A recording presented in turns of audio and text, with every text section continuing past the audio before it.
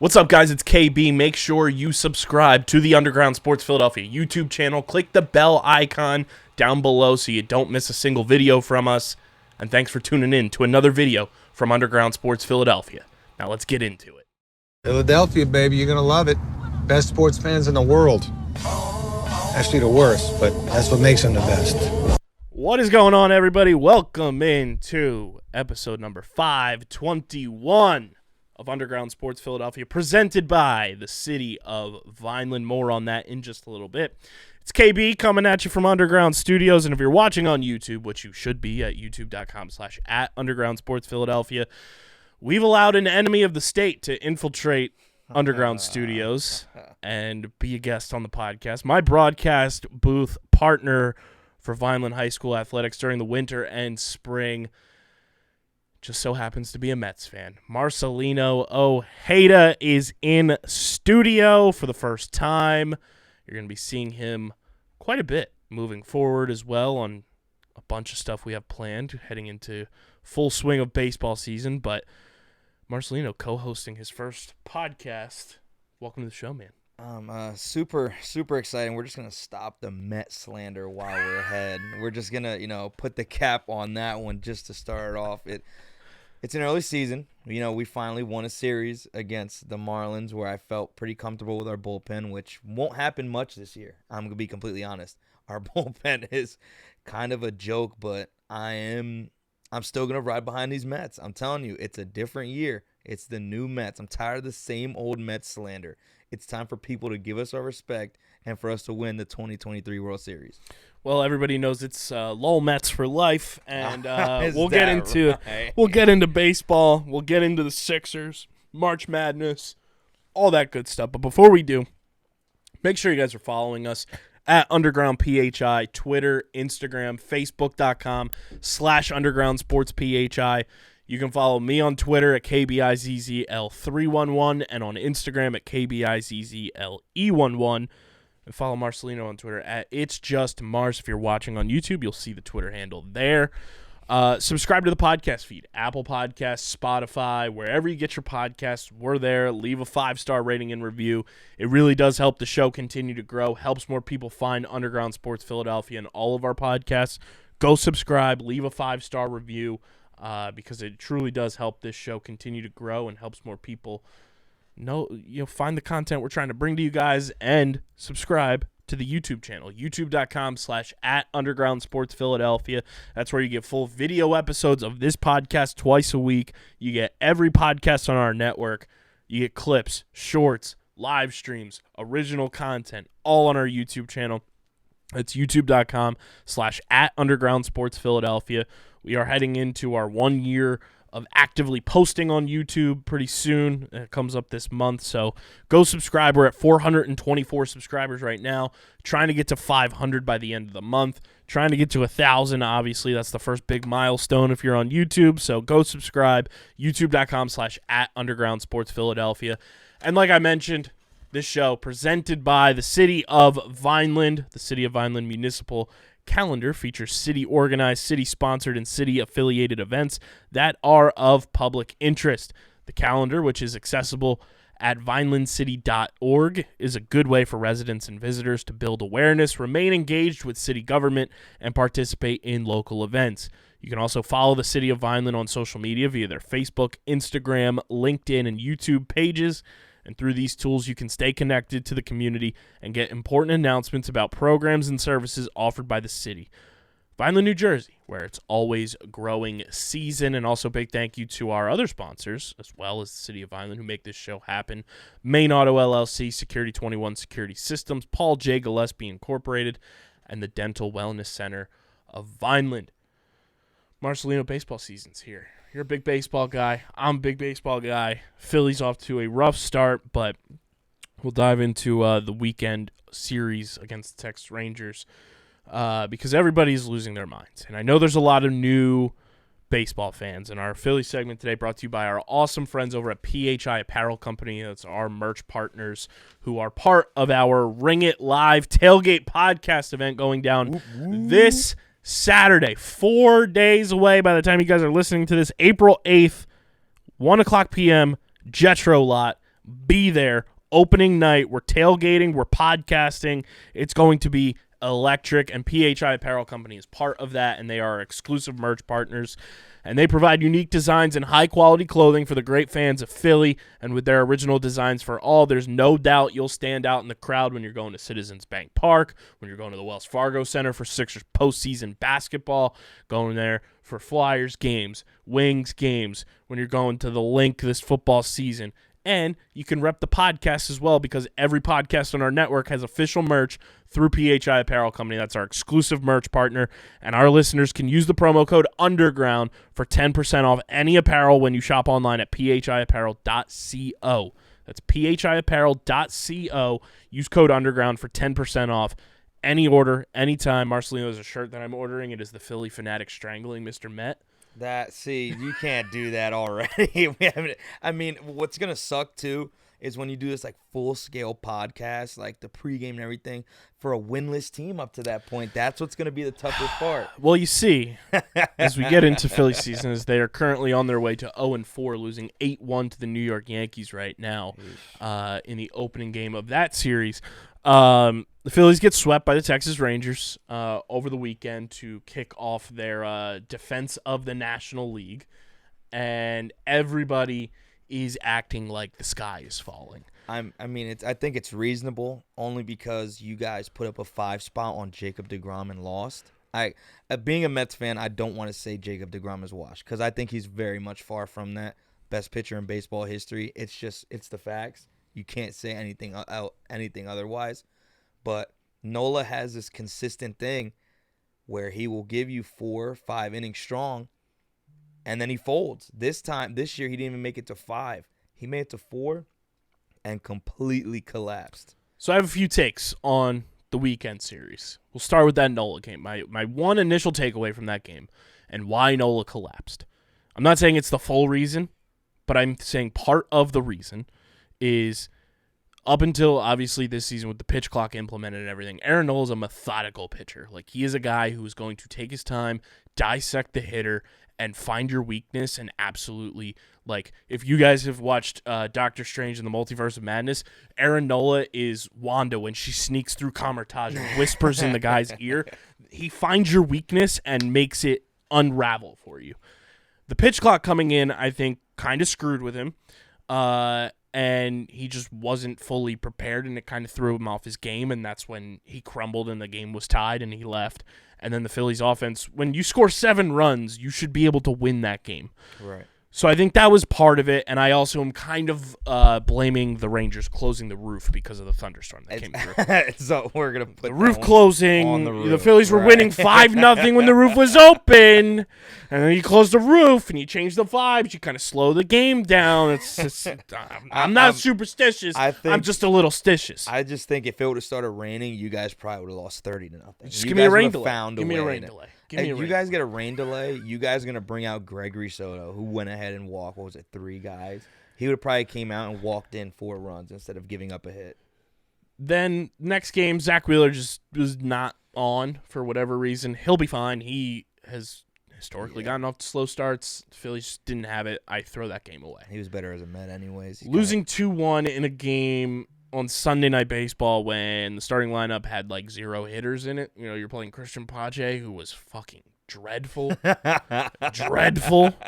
Tough watch. You're playing no Alec Boehm on Sunday Night Baseball. Like that is prime. Like I'm sure the Sunday Night Baseball executives were gouging their eyeballs out when they saw Alec Boehm was out because they missed out on so many opportunities to continue to bring up that he said, I fucking hate this place. On Sunday Night Baseball. You knew they were going to make a big thing about it. How 100%. I hated it here, and then the turnaround story of, that's I the only made thing it, the and I love national it media here. can talk about with Alec Boehm. Yeah, Boehm does not give you really anything to work with. He's pretty much clear for the most part, and mind you that he made that quote while losing to the Mets. I'm just going to put that out there now. Losing to the Mets. And then what happened? He went on to have a fantastic season. Had a great season, closed it out. He loves this place, and now he's on his way to Philly winning now. a Gold Glove because some of those plays he made this weekend defensively were magnificent. Yeah, he also hit a tank shot of a home run to kick off the scoring this season. Here's my take on the Texas Rangers series. I tweeted this out, so if you follow me on Twitter, you saw it. tweeted this out this morning because the stat came out from MLB Stats. The official MLB Stats account tweeted this. The Rangers have had the Phillies number, recording 12 straight wins dating back to 2014. So over a decade now, we have lost 12 straight to the Texas Rangers. Reasons I'm not worried about the Phillies' 0-3 start. 1, ladies and gentlemen, there's a lot of new baseball fans out there from this past Phillies run that kind of put baseball on the back burner for a while because the Phillies were not good. Totally understandable. Fandom comes in spurts. It's okay to put a team on ice and come back to them. It's April. The Phillies season last year, we have an episode titled on YouTube, "The Phillies Are Doomed," in May. Then they fired Joe Girardi, and they went on to go to the World Series and were 2 wins away from winning the World Series. Yep. It's April. The Eagles just went on another, full-blown run, almost won the Super Bowl and everything. A lot of people in this town who just pay attention to football or are very laser-focused on football treat every other sport like it's football. You can't treat baseball in particular like it's football. There are 17 games in football, and then if you get to the playoffs, you're in the playoffs and everything. There are 162 games of regular season baseball. Every game, in the grand scheme, will matter at some point because you'll look back, if we could have won that series against the Rangers to start the season, blah, blah, blah. No one ever says that. No one ever says that. No one ever says that. The first 60 games of the season. The only reason that it matters right now in the public eye of the casual Phillies fans and the media and everything like that is because the Phillies are the defending National League champions. Right. And it's opening weekend, and that is a massive pomp and circumstance weekend for baseball. It's April. Pump the brakes. It's going to be okay. I want everybody to flash back. I know it's emotional damage. Cue the TikTok guy. Emotional damage. 2019 and 2021, the Phillies started the season 3-0 by sweeping the Atlanta Braves. What happened those years? They did not make the playoffs in either of them. It's going to be okay. It's April. It's a long season. I'm not concerned from that aspect. Number 2. Your season isn't officially underway until you play at home. Phillies are starting on the road for 6 straight. You haven't played in front of your home crowd. You haven't gotten that home crowd juice yet. It would be a different story if we played the Rangers at home and lost in a 3-game series. But historically, even dating back to last season, Phillies are a much better team at home than they are on the road. And your season's not underway until you play a series at home, a series on the road. You've played a series on the road. Season hasn't started yet. Yeah, you play at home first. Yeah, I mean the thing is too, when you look at the Phillies, last year, like you said, they were just bad. Like they were just another team that looked good on paper, or had Bryce Harper, or Harper when he gets hurt, there's nothing going for it. Like they were very much on a skid point where the team, you guys kind of rode them off for a little bit. You're like, we'll prepare for that, what the Sixers do, or when the Eagles come back around. You guys were really kind of sitting on that. But then that firing, like you said, of Girardi really turned the team around. Thompson took over. Harper started balling. Had that little injury, but Bohm stepped up. Hoskins stepped up. All those guys stepped up. My only problem this year is you guys are fighting a real uphill battle losing Rhys Hoskins. I think that 100%. was the worst injury you could have had for anyone on the team. It sucks mostly from a vibes aspect, and we talked about this a couple weeks ago on the episode, a couple episodes ago, I should say. And Rhys is the heart and soul of the team. He is team captain without being named team captain effectively. But I want everybody to listen to this, and I know it's different because the Marlins, and we've had a bad history with the Marlins and everything up until last year. Philly's first road series of the year last year was at Miami. They lost 3 out of 4 to the Miami Marlins in Miami, proceeded to go on the road against the Colorado Rockies and lost 2 out of 3 in Colorado before coming back home. And then we had the Angel Hernandez-Kyle Schwarber showdown on Sunday Night Baseball as well in that series, if you remember that one. The first ever bat spike. And then we went on the road to play your New York Mets and lost 2 out of 3. You did the most Phillies of that. start slow, especially on the road. They are not the best road team for whatever reason, no matter what iteration of Phillies baseball it is. They are just not a road team to start the year. They are a team that takes a little bit. And on top of Rhys Hoskins, you still don't have Bryce Harper because he's recovering from Tommy John surgery, so you won't have him for, the next couple of months. You don't have Ranger Suarez pitching right now because he got injured before the World Baseball Classic. There's some fatigue, I think, from the World Baseball Classic for the likes of Taijuan Walker, who pitched tonight, only went 4 1/3. Gregory Soto got pulled early. You saw, the ramp up for him was not really there because he wasn't in spring training too much. I truly think that is an aspect of it, and that is not me saying cancel the World Baseball Classic like some people were on Twitter. Like, get out of here. To say that is mind-blowing to me. That is probably one of the most exciting things to look forward to in baseball. So, it's going to be slow to start the year. Give it some time. Like, the team will be okay.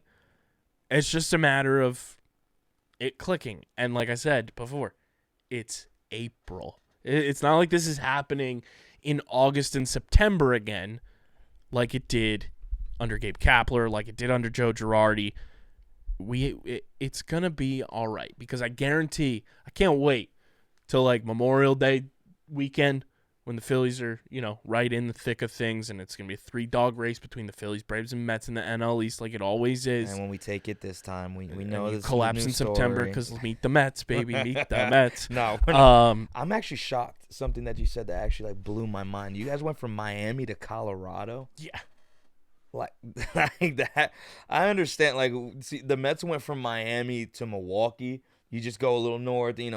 You guys went borderline cross country to play Miami, and then Colorado. You have the change in like altitude and everything. That is brutal. Mm-hmm. Like I didn't know you guys had it that bad. So then follow up to the Angel Hernandez series on Sunday. Yeah, and that Angel Hernandez, man, like Kyle him and CB Schwarber Buckner had every right. Send them to the gulag. It's just time to bounce him at this point. And for thing is, Schwarber's a real down to earth dude. Like you see him like get heated sometimes. You see him but I have never to this day seen him get that heated over such a bad call. Like it was. Terrible. And the thing is, it wasn't even just that one. He had done it so consistently to the point where Kyle Schwarber had to explode. Yeah, like if he and when you have Andrew McCutchen, who was playing for the Brewers at the time, go on with Scott Van Pelt on SportsCenter after and say, "Oh yeah, like." I think he was expressing himself for what we were all feeling. That's how you know it's pretty bad. And you won the game. Like to say that and win the game. You won the game. Yeah, that's pretty. And Kutch has had his history with getting frustrated with guys behind the plate. But Kutch again is a naturally cool dude, not someone you see having problems. Down to earth guy. He's back in Pittsburgh this year. You love the guy. Mm-hmm. To get someone like that mad is a pretty big deal. To be that bad, to really get like the good guy of a team to really go over the top. Yeah. So I'm not concerned right now with how things have started for the Phillies, even though it seems like the sky is falling, this, that, and the third. There's injuries. It's April. Your season doesn't start until you play a game at home, which doesn't happen until Thursday. So theoretically, the Philly season has not started yet. So like that's a good sign. Like this is all getting out of the way before the season even starts. Like you're getting all these losses out of your system before you go play at home. And like the Phillies are one of the teams in Major League Baseball that have such a good home field advantage. The juice at Citizens Bank Park that is going to be flowing for this team on Thursday, flowing for this team on Saturday, flowing for this team on Sunday is going to be through the roof. Yeah. And once I think the Phillies players get a taste of that again for the first time since the World Series, it's going to be a dynamic atmosphere. Just don't treat baseball season like football season. Yeah, it's a big mentality switch too, and it's a big deal when you're playing the Cincinnati Reds and the tickets are almost $200. Like you play Cincinnati, that's like $20 tickets to sit behind home plate. For it to be that big of a deal in Philly, and it's not just that one. It's the game to follow. Those are like 90 plus at the same time. Philly fans are excited to have the Phillies back home and for them to come back, be able to show the band. Like that's going to be the big thing, showing the flag in right center field, being able to say you got to that point, made it to the World Series. Like you guys were written off right off the bat. Like nobody was like, oh, World Series is gonna be Phillies Astros. Like the guarantee was Mets and Astros. It was the guarantee. It was Mets And- Astros. It was Dodgers Astros. It was Braves Astros. And it was just every team under the Astros sun. and whoever played in the NL. Yeah, or like and some the people, Astros some win. people sprinkled in the Yankees here and there because they thought they Yeah, had the Yankees will the never Aaron win Judge anything. magical year, whatever. But nobody had the Phillies winning No. a single game, let alone going to the World Series. So, And you guys played a good Cardinal team, and then under the new wild card thing, you were stuck in St. Louis for 3 games, and then after that, that sounds like a horror Atlanta. movie. Stuck in St. Louis, Like- coming like in a there's not much world going where a on baseball there. team Like- is stuck in St. Louis. Stuck there. Then you had to go to Atlanta, but the build up to the hype of that first game at the bank was monumental. Like the red flags, like the full 9 yards. Like I always say I'll give it to Philly. One of the best playoff atmospheres I've ever been in was a Sixers game. And when I tell you the place is nuts for postseason ball in any sport, they will go all out for it. And once again, we hadn't seen it in baseball for a little while. But when it came in and they were ready to rock, and when Hoskins hit that one bomb, that place was jumping, and Philly was just all in on their team. They're always all in when they make that playoff Oh, push. yeah. So it's one of those things where, like, I'm not concerned. Is the sky falling? Absolutely not. Does it suck that they're losing? Yes. It sucks when It's your always team gonna, loses You anything. hate to see your team losing in But any aspect. It's going to be a slow burn, and you're just kind of weathering the storm right now. You'll start 0-4. People will write the team off again, but I guarantee Memorial Day weekend will be like, Everyone's gonna be kind of on that. Told you just so. Back at the thing is with Philly and with the Mets and with the Braves, I've already written off Miami and Washington. Even though Miami I'm is not writing bad. off Miami this year. Miami's They've made some interesting. moves, and they have pitching, No, and let me it tell you scares something. me. That's something that is not in the headlines that you will not see it. Luis Arias is like that. That guy can swing And they got my boy Jimmy Siggs. I'll tell you the Gene entire Segura's down there now, and I'm not too Segura- happy about it. Segura swings at anything in the dirt, so I'm I not worried love- about him. I love but him. Arias, like I was watching, I got to see Peterson pitch. I got to see Scherzer pitch, McGill pitch, Kodai Senga, like not McGill, Kodai Senga, but out of all 3 of those pitchers who had pretty decent performances against Miami, the only person I saw hit a ball every single game at least twice was Arias. Like he's really changed that team. And putting Chisholm in center field hasn't worked yet. And if I'm Miami, I kind of would have eased him into like left or right field because center field's the hardest spot to be in. But at the same time, he's not doing too good out there. He did hit a home run, which I told my friend I'm not sold on Jazz Chisholm. I know he got the cover athlete, all that cool. I'm not sold on Jazz Chisholm yet. I'm just not. If you're watching on YouTube, you'll see I'm almost out of frame. I'm just. Not, I hate that I love the guys on this Marlins team. I hate it. I hate that I love them. Sandy. I like Sandy. Like at the end, I love good pitchers. I like And Sandy. seeing Sandy I ball like out is nice. Jesus Luzardo. I love Gene Segura as my I baby thought you were boy. gonna say Trevor Rogers. I was like, who in the world likes Trevor Rogers? Penalty on the play. The Pete This guy. Alonso killer. This guy. I love Gene Segura. Love Jazz Chisholm. Arias is great. Like they have such a likable team, and I hate that they're likable. The only Like, person I think I like is like probably Jorge Soler. Like that guy. I can't stand him either because he was like- good for the Braves when they Yeah, won the like World like Series. looking back at when he was hitting moonshots, like you can't not see that anymore Ugh. out of him.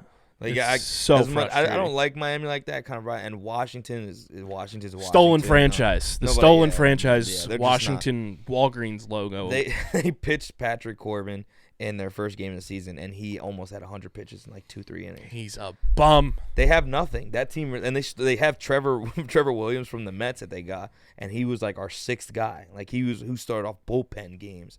So again, I'm not mad at it. I love Trevor Williams, but in Washington, he's. And did you see Seth Lugo's outing for the Padres? I could have swore up and down that he was like only a reliever, couldn't go through like being an average starter. He went 7 strong and 1 earned run. I'm like, that's not bad. I mean, of course, first start of the year, you kind of roll with that, but Meet the Mets. We need it. I'm not gonna lie, we need him right now. Because when you can see guys like Tommy Hunter coming out of your bullpen consistently, trust me. You're just in a tough spot. And the stats will tell you that our bullpen did great against Miami. It's Miami at the end of the day. I give the Mets all the credit in the world. They're better than Miami. It's just how it is. But we saw it today. 10-0 to Milwaukee, a team that I can't say shout out the Brew Crew. Is too over the top, but it's like Carrasco went too strong, started falling apart, gave up 5. Tommy Hunter comes in, gives up 5.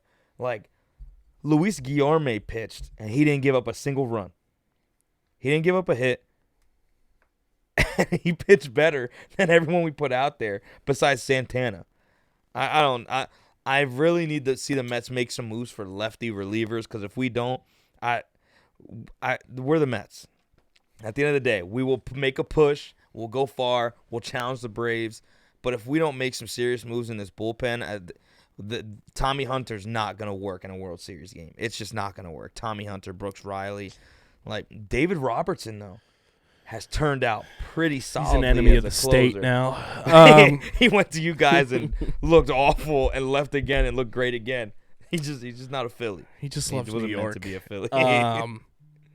Marcelino, we play this game on the show every baseball season. Now that we are fully underway, it is time to bring it back. We've been playing it for the last 2 seasons now, I believe, in full-blown fashion. It kind of just started as a bit, and now it's turned into a full-on segment we do every baseball season. And this week, we'll figure out full-blown. But this week is brought to you by our amazing partners over at Kenwood Beer, the #1 light beer in Philadelphia that you should be drinking. Kenwood Beer, part of our live tailgate podcast as well. Ring it. Go check out the details on our social media pages. It's our pinned tweet on Twitter, and on Instagram it's pinned as well. April 8th, 1 o'clock p.m. Be there. The Kennys will be flowing. So Marcelino, to tell you a little bit about Kenwood Beer, since you're new to the program here. They're a bunch of just local Philadelphia guys who wanted to make a better light beer for everybody in our area. They are the best in the game, some of the best dudes out there. It's a better light beer. It's American-style light lager, refreshing light beer, 4.1% ABV, 127 calories, 10 grams of carbs, light body, light calories, plenty of flavor, the best light beer on the planet. You guys can go to kenwoodbeer.com, use the Kenny Tracker. It's fantastic. Kenny Tracker, you click on that bad boy. I'm going to show you right here, Marcelino. It's phenomenal. This is interesting. You go to kenwoodbeer.com, you use that Kenny Tracker, click on it right there. Got a whole map to see who has Kenwood beer on tap. That's interesting. I've never seen that before. It's I've never seen that for any and soft drinks, let alone. Updated all the time, all in the Philadelphia area, all the way through to Allentown. Up to the Poconos, all the way up to like Wilkes-Barre area. They're Pretty slowly big getting growing. closer to Looks New good. Jersey too, which is great. Working its way over the bridge. So you can do the Kenny Tracker. You can get it at your local liquor store as well if you're in the Philadelphia area. And if you're in Eastern Pennsylvania, you can get it at your local Whole Foods. Clutch. Wow. Clutch. That's an interesting spot. That's a good find. So go to kenwoodbeer.com. Get your Kennys ready for opening weekend at Citizens Bank Park. And we'll have Kenwood Beer flowing at our Ring It live tailgate podcast. You got to be 21 or older to do so. And, of course, please drink responsibly. The game we play, though, Marcelino, and I'm excited to do this at the live Should show, be too. good. It is the NL East run differential. Boy. So Matt, my brother-in-law, my typical co-host, we love to take a look at the run differential in the NL East all season long. And it's so fun to just follow along with where the things flow. Last year, the Washington Nationals finished with the worst run differential in all of baseball. I could have told So that you was fun to follow along with there. But I'm going to give you the teams in the order that they sit right now in the division. You tell me and try to guess what their run differential is through 3 to 4 games. The Mets obviously have 5 games played now since they played earlier in the day, but every other team is 3 to 4 games already in the books. So we'll start with the first place Atlanta Braves. Oh, they just spanked on The Washington. New York Mets are in second, the Nationals in third, Marlins in fourth, Phillies in last. So starting with the Braves, what do you think their run differential is to start the season? They just spanked on Washington. Like, didn't they score like 10? They put up a 10 spot against Washington, didn't they? They did, I believe. Oh my gosh, that is not fair. Run differential from the Mets aspect. They've got to be like plus. This is a tough one. I'm trying to think. The run differential here is because for teams like the Phillies to play the Rangers, we played Miami, which were all close games, and then Atlanta blew out. And I'll give you this hint. The Washington. Braves are the only team through opening weekend that have a positive run differential Wow. Yeah. in the division. They got to be like plus 5. Very close. They are plus 8. Plus 8. Dang. That Plus is- 8. That's tough. Moving on to your New York Mets. I am not I would assume, since it is updated schedule-wise, that you guys are 3-2, We that just the got run spanked by differential is Milwaukee. positive. Yeah. Or not positive. It is Negative. updated to what it should be. Your Mets run differential. Man, because we won. It's not as bad as you would think it would be, but It's probably gonna be like -3, -1. -1. That's not bad. I was gonna say it's in the high negatives only because of us losing 10-0 today Yeah. to Milwaukee. But we did score a good amount. Like, I think we put up a 5 spot. We scored 3. Like, we put up some runs against Miami. Nothing crazy though. But the way we got beat today, I knew we were gonna be in a negative run differential. And then looking at the stolen franchise, Washington Nationals. Oh my gosh. -300. Like, these guys. That will be in September, ladies and gentlemen. Check back then. They've got to be. They're -6 or 7. They've got They're to be -8. -8. Yep. And That's then reasonable. the Miami Marlins. They got to be like high, like maybe -4. -9 Negative are the 9. Marlins Wait, so And you're saying they're then- lower than Washington? by 1. Wow. And did not see then that coming. our Philadelphia Phillies here on the podcast right now, obviously, from just the bad opening weekend at a whopping -18 run differential. That's only going to add tonight, as right now the Phillies are -7 in the run differential category against the Yankees in the top of the 7th inning. But that is the NL East run differential right now, so we'll see who reigns supreme by the end of the season. This is very funny, though. We tend to look at the other divisions, too. The entire NL West is 2-2 right now. Wow, interesting. And the Dodgers are technically listed in last place for some strange reason. I'm not sure why. But they have the best run differential in the division, while the Arizona Diamondbacks are listed first right now. And it seems like they're kind of just almost going in alphabetical order for these teams. But the Diamondbacks are listed as first, and they have a -13 run differential for the worst in the division. Yeah, I was saying. I'm looking at it now. I'm looking at like the Dodgers. That is the plus Stranger 13. Things division right there. Everything's upside down. Well, last time I was watching, I was paying attention to the Dodgers game. Trace Thompson had like 3 home runs in a game. I think it was like 8 RBIs total. I'm like, that's nuts. The I'm real like, man, Splash Brothers. He Trace might and be Clay the Thompson. he might be the better Thompson after that one. Because that was a game. I was not expecting that. He had a game. But Plus yeah, the Diamondbacks. at the not end an of the day. ideal opening weekend for the Phillies, but it's going to be fine. The sky is not falling. Relax, you chicken little looking fucks. Oh Calm my down. gosh. It's going to be okay. We're all in this together. Shout out High School Musical. You guys know better than that. The Mets are just going to take the division. It's our year. The Phillies can have a bad year. It's okay. We've seen it for so long. It's okay. You guys can have a bad year. It will not turn. It won't not change anything because you guys are used to it. Don't the worry. Mets, though, it's that time. New York, it's about time. The Yankees are going to start declining. We are already the real New York team. The Yankees just had Babe Ruth facing plumbers, and that's why they look so good. Lol Mets. We're the truth. Let's get on the same page, though, for a team we both love, the Philadelphia 76ers, who they drive us both mad. Mad is not the word. It's more Doc Rivers than Tough. the Sixers. Dang, he's on board with the brand, everybody. He gets it. I He know. gets it. Like, There we go. I've tried to give Doc Rivers so much breathing room, and I wanted to be like, I know Brett Brown was bad. Do you want my comp? I brought this up a number of times on this show. Doc Rivers is to the NBA what Joe Girardi is to baseball. That I can roll with that. I can. Joe agree with Girardi that. was I can hired agree by to the that. Phillies going into 2020, You were like, "Oh my gosh, we got a great." and everyone was manager." like, "Oh my God, he won a World Series in 2009." That's all Joe Girardi's done. He won a World Series in 2009 because Alex of Rodriguez playoff was doing steroids. appearances. Philly should have gone back to back. I digress. You guys got. Look what Joe Girardi did. He was fucking terrible. Doc Rivers won an NBA championship with arguably one of the most loaded rosters in NBA history in 2008 with the Celtics, and That team was has stacked. championed his career off of that one single championship in a coaching aspect. Because what did Doc Rivers do with the Clippers?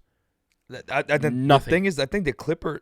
I don't want to say the Clippers were a better team, but when you put a team together around Kawhi Leonard and Paul George, you have to go somewhere. And the He thing is, wasn't they didn't even have a, really there with Kawhi either. No, Like he Doc wasn't. was the Lob City, Chris Paul, Blake right, Griffin, with Blake Griffin and all like Montrezl that team, Harrell when he was actually good. That team was different. Like I know they're making a documentary on that team, which I don't understand for And- the life of me. But that Lob City team was legit. What did they do with Doc Rivers?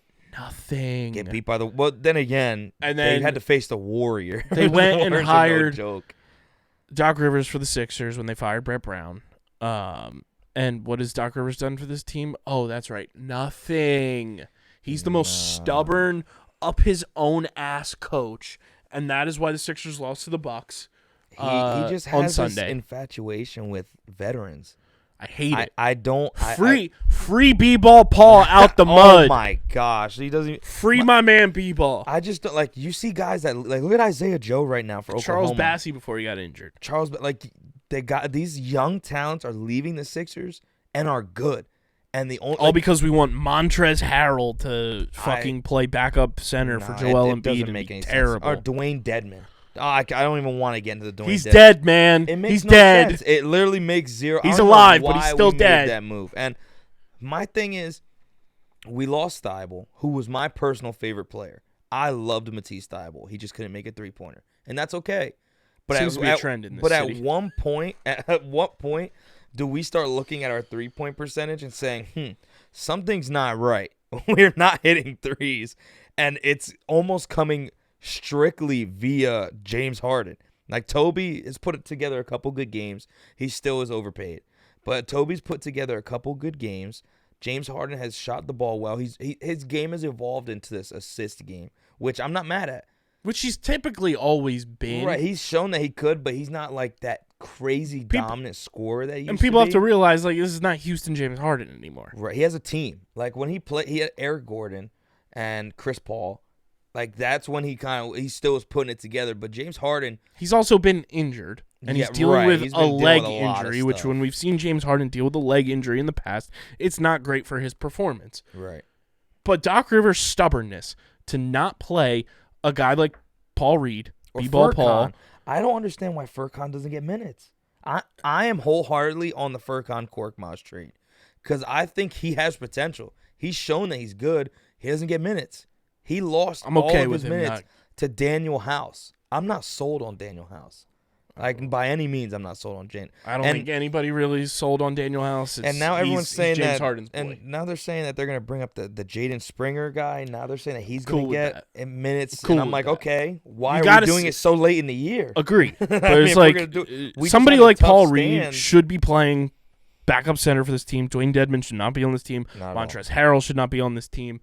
And even in some instances, like you could play Paul Reed at the 4 because he has the athleticism to do it and just see what happens. I think it if is you just do that, you kinda lose your mind-numbingly shooting. stupid how Doc Rivers coaches this team. And everyone wanted to be like, oh, look at Doc Rivers performing when he won Coach of the Month in January. The Sixers, dating back to when they won 13 games or whatever it was in 2015, were the best fucking team in January that year. Mr. They are Stauskas. January built. If every month was, it's like when Kyle Schwarber goes on a tear in June every year. The Sixers go on a tear in January every fucking year. It's If every nothing month new. was January, we would be We'd be champions. the We'd greatest team in NBA back history. to back champions, without a doubt. So it's like, you're trying to vie for a top seed in the East, which the Sixers pretty much solidified in that 3 seed right now, barring anything catastrophic. I mean, they might fluctuate between 2 and 3, but I don't want to see Miami. But you've got to like realize that Doc Rivers is holding this team back, and if this team doesn't get out of the second round again this year, Doc's done. He has to be. I don't see. I think this year is very much finals appearance or bust. I'm not saying we have to win the finals. Boston's a really good team. Boston has always been a good team. They've always been solid. They've always given us problems. I think we could beat Milwaukee in a 7-game series. I wholeheartedly think we can. But the way we play, we have to get there. Because first round, we're most likely going to see either Miami, a team like Miami. And that's not. It's either going to be Miami or the Nets. The Nets, I have no problem seeing the Nets in the first round. If we lose that, it's time to go. But if we face Miami, they've given us problems. Miami also doesn't really scare me that much. But they're just like one of those like prowess, like they're just annoying teams. Like they're just a pest. Pesky. Yep. And you'll win that series in 5. You know, they'll make it. I think they push it to 6. They'll make it annoying for like 2 games.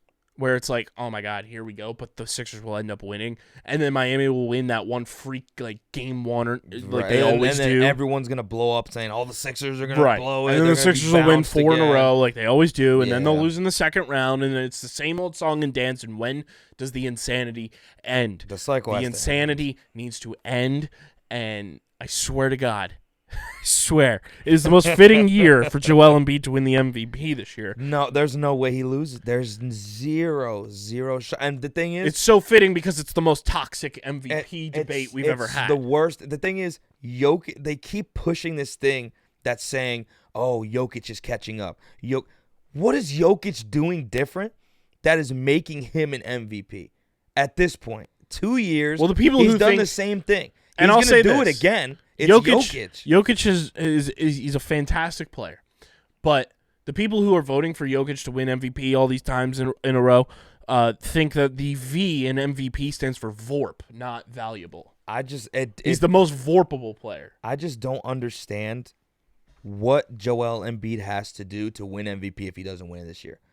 I have seen Joel Embiid play some of the best basketball out of a big man in my entire life. Again, I didn't get to see Shaq play in his prime like that. Embiid is the best center I have seen up to this point. Jokic is good. I will not bash Jokic. Jokic is a great basketball player. He gets assists, he gets rebounds, he does the full 9 yards. But what Embiid is doing right now at this point with the team he has, with the Sixers organization, to the point he's gotten, you got to give it to him. Embiid cannot finish his career and not win an MVP. To me, that would blow my mind if that was the case. Because if he doesn't win it this year, I don't see him ever winning it. Yeah, and like this postseason run is going to be a gauntlet. The East is the Eastern Conference is a toss up. Oh, and it's I think way both more ways. difficult. I think both of them are all toss ups. Like this year, there's no set in stone person. The East to make is the way finals. more difficult than the West. And this is no slight to them because they've been great this year. But when the West is touting the Sacramento Kings as the 3 seed right now, I think Sacramento's good, but they're good. Like they're having a franchise year. Yeah, like the Beam thing. The teams, the fans they're are behind fun. them. Yeah, they're a fun team to watch. They're doing good. Like it's fun to have that team be good. Right. It's like how the Padres have been in baseball. Like the Padres have finally gotten over the hump and they're a good team. Like hopefully that happens for Sacramento and everything. It would be nice to see Sacramento kind of have a little change of pace. It's their first plaplayoff berth in a while. So but at the end of the day, you'll hear a lot of people say it. Sacramento's actually more like the Mariners. Yes, I'd say more because they have excitement. Like there's excitement behind the team. So it's like when that's happening, and then you look at the East, and the Sixers are the 3 seed. The East is a much more diabolical, top-heavy conference than the West is. People say that the East is locked with Boston. Like people swear up and down that Boston has the East on lock. I disagree. I truly think the Bucks are a better team than Boston too right now. Like Boston was great for 80% of the season, And then this final stretch run of like the last 2 months or so, They've been struggling. things They've have shown unraveled and things haven't looked the same. So And again, that's what happens with a long season. We've been saying it, a long season. If you don't get hot at the right time, all that you did in the regular season means nothing. Yeah. At the end of the day, again, I that's personal experience with the Mets. 102 games, we looked great. We looked untouchable for a portion of the season. But when it came time to like step up and go, we didn't have it. yeah, so the Sixers, hopefully they can beat the Celtics on Tuesday. That's the next matchup. That's going to pretty much determine who's the 2 and the 3 seed in the Eastern Conference, but we'll see what happens there. Final segment here for the people. As we're recording this, it's Monday. I was in Massachusetts for the weekend, so I was not home to record over the weekend. Plus, on Sunday, I came home from Massachusetts, and I had Sunday night lacrosse at the Wells Fargo Center. Shout out to the Wings, overtime win over the Rochester Nighthawks. That was a big dub, so shout out to the Wingies. But NCAA Tournament Underground Madness, it's brought to you by our awesome energy partners over at W Energy. They've been keeping us energized all tournament long and pretty much since the jump, since they got on board with us. Marcelino, I'm gonna tell you right now, I don't know if you're an energy drink person, but W is going to war on Big Energy. And let me tell you, some of the most delicious flavors of anything that I have ever tasted. And you're probably wondering, why W? Why are you guys... Every energy drink has jitters and crap. From having now had W at my disposal for the past couple of months, there's no jitters. There is no crash. I feel laser focused. I feel like I'm drinking something that is delicious, has none of that weird aftertaste that an energy drink typically gives you, and it's healthier for you.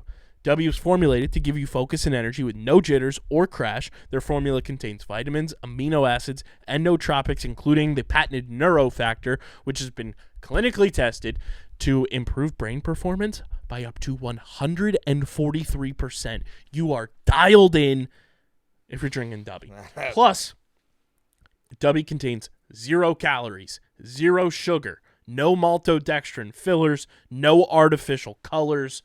They're the best in the game. And I'm going to read you some of these flavors, Marcelino. Because I kind of peeked that one. Dragonade. Dragonade, Sounds great. delicious. That sounds bomb. Big Energy Tears, which is your blue raspberry flavor, tastes like the blue part of like the bomb pops that you'd have on the 4th of July. That's delicious. That's amazing. They've got their Push and Punch Fruit Punch, the Beach and Peach, which is white mango and peach cooler. Delicious. That's definitely going to be up there. I'm sorry, I mixed that. It's mango and white peach cooler, but still fantastic. Sounds bomb. Passion Joy tea, which is passion fruit iced tea.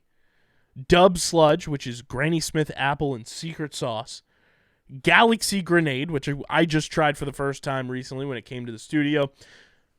Phenomenal. It is watermelon, guava, and lime.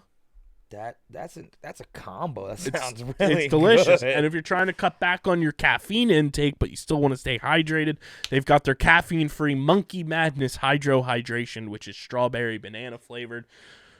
They're the best in the game. You guys can go to w.gg, use code Underground, and you get 10% off any order. You can use that at any time.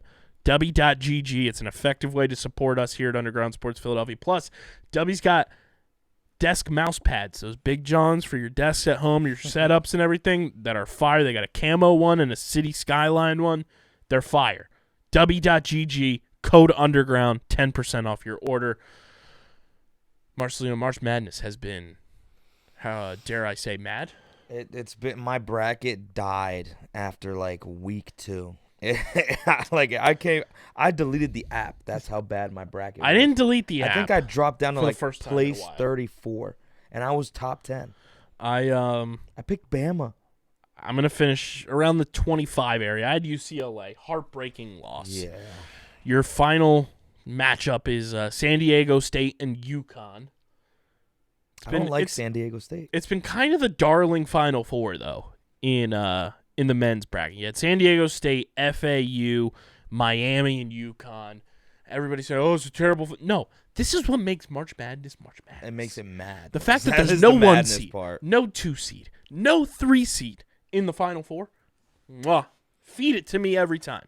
I just I really have a grudge with San Diego State because I feel like they're almost all 25-year-olds. And like, here's the thing. The average age has to be 24. Here's the funny part.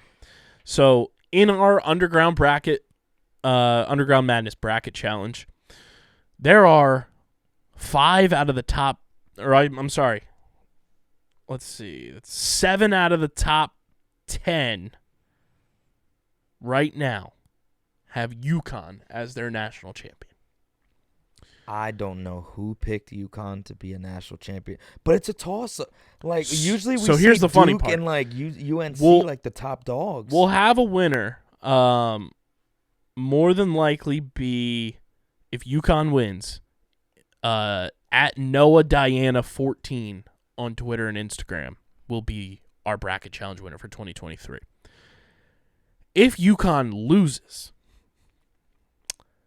our bracket champion will be somebody whose bracket was busted opening weekend. Is it who the picked Arizona? Arizona to win. And do you know who that bracket is, Marcelino? Whose bracket is that? That bracket belongs to none other than injury expert of Underground Sports Philadelphia, my dad, the OG, will win the bracket challenge. Where he thought he was dead in the water after Arizona lost. He's like, oh, my bracket's done. It's over. Winning. My dad was part of that minute percentage that had in the Elite Eight matchup, UConn Gonzaga. Wow. That Pops had the West, the Midwest, half of the East, all correct in the Elite Eight. That's insane. That I want to know what the thought process. I need an interview. He said he just picked teams. He just picked teams. I need an interview for this because there is no way I would have predicted these two, just let alone one of these two teams to be here. Like San Diego State, never. I never thought they were getting here. UConn, maybe, just because of how much of a toss-up March Madness has been. But for this to be the matchup at the end blows my mind, and I think I want to see UConn win. It's been a phenomenal tournament, to say the least. It's been an electric. There's been moments that have stuck with everybody. FAU was phenomenal. Fairleigh Dickinson, right? Princeton. Princeton was a fun one. That was a fun one. There were moments that I can't wait for the one shining moment montage tonight at like midnight to like bawl my eyes out like I do every year, and just be like the meme of the kid scream singing like one shining moment, being like crying flute girl who's now a doctor. She's a doctor. That's how old we are. That's mind-blowing. It's crazy. But yeah, UConn, San Diego State. And the winner, obviously, of our bracket challenge gets the official locker room shirt of the champion, whether it's UConn or San Diego State. So my dad potentially has a San Diego State national champion shirt coming his way, even though that's not the team he picked to win. I don't even think I'd accept it. It's very funny. Like, to be honest, if my team, like, I'm a Kansas fan. I love the Jayhawks. Last year was an absolute magical year. I picked Bama to win this year. And I really thought in my heart that there was no way that Bama doesn't lose after seeing the 1 seeds go when they did and after seeing some of the upsets that we did. I thought there was legit no chance that the Alabama Crimson Tide do not win the national championship. And what did they do? They lost to San Diego State. That's when I knew I was done. I couldn't believe what I was watching. So we'll have that, and then the top 3 will all receive Dubby starter kits from our partners at Dubby, and we're working on some merch too that will be a rain check almost. You'll be getting official Glue Guys podcast, our college basketball podcast, Glue Guys merch from our partners at PHI Apparel Company when we're able to get the designs uploaded. we will have merch going to the top 3 as well. It's been a fun ride. March Madness is always like one of those great times of the year. You get geared up, and I did the full-blown experience this year. I took off from the day job on Thursday and had a full, just vegged out on college basketball for an entire 4-day stretch, and it was fantastic. It's crazy to think that it's already coming to a close, but we will be crowning a national champion by the time you guys are listening to this. We'll know who it is. But I do want to thank everybody who joined Underground Madness again this year. It's one of our fun, staples of this company that we started year one. It's like, let's do a bracket challenge. We started with like 20 people. And this year, our biggest group yet, over 70 people joined. So now we just got to take that to the next level. Hopefully get like 100 next year and just keep this thing going. I love how much, again, we keep saying March Madness is such a toss-up now. So you're going to get like all these crazy brackets that go to the end.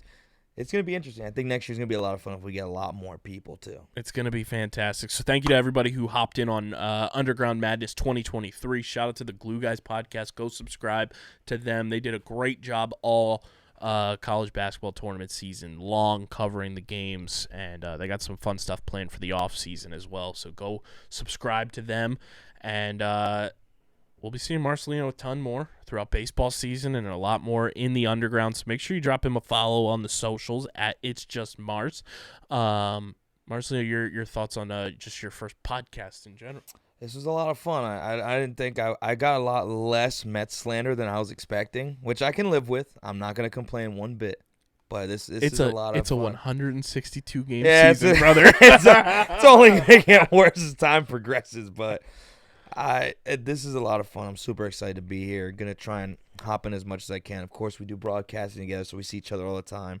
You'll see me post a bunch of stuff about how the Mets are going to be great this year. So super excited to be here. Super excited to keep going. And you know how it is. Let's go Mets, baby. One last thing I should ask you, too, since he just recently signed with the Philadelphia Eagles. Since you are this is a fun one. Marcelino's a Mets fan. He's a Sixers fan. He's a Steelers fan. Talk to me about Terrell Edmonds. Okay, I'm gonna just be as honest as possible. I wasn't big on Terrell Edmonds. He wasn't bad. He did have a game where he had 4 interceptions. It was against Jacksonville. At the end of the day, he is a good fill-in guy. He needs someone who can play next to him that can cover a lot of ground. He had Minka, so he was more of a hit guy. He would stuff the run. He could get over the top. He would get burnt a lot. So you're going to have a safety with him over the top to kind of help him out on the pass game. But running defense-wise, he's good. Like he helps you with that big time. It's just the passing game I'm concerned with the most. But you guys have that mostly covered with your secondary. So he's a good – I think he fits your guys' scheme in a pretty solid way. I knew it was his time was. And he's coming in with a new defensive coordinator that's going to use him as that box safety. Right. He might get moved to linebacker a couple of times. I think you'll see him move down a couple of times because he's I'm excited about him. I'm excited about him. I'm very excited. I had to get the Steelers fan perspective. Yeah, it's going to be an interesting Edmonds. move. It's going to be interesting to see him in the green. So I'm excited about that. But make sure you guys are following us on the socials at Underground PHI, Twitter, Instagram, Facebook.com/UndergroundSportsPHI. You can follow me on Twitter at KBIZZL311 and Instagram at KBIZZLE11. Follow Marcelino on Twitter at It's Just Mars. And make sure you guys subscribe to the podcast feed. Apple Podcasts, Spotify, wherever you get your podcasts, we are there.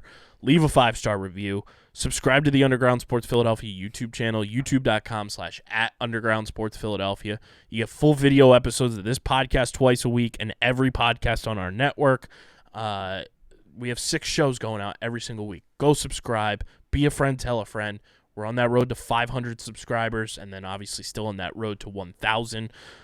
youtube.com/@UndergroundSportsPhiladelphia. Go get your merch at PHI Apparel Company, phiapparel.co. Use code Underground for 10% off any and all merch orders.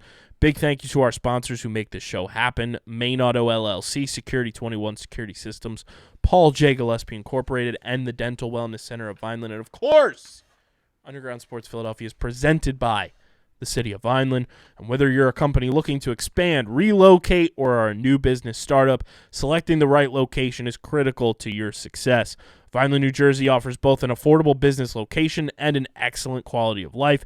The city's economic development department is a one-stop source for moving your project through the development and approval process. Their goal is to make this process as smooth as possible and to provide the fastest turnaround times in the region. If you are considering potential locations for your operation, contact the Vineland Economic Development Team at 856-794-4100. That's 856-794-4100. Vineland, New Jersey, where it's always growing season. And this has been episode number 521 of Underground Sports Philadelphia. For Marcelino, KB, till Wednesday night. Next episode, we're getting the heck up out of here. We are signing off. Peace.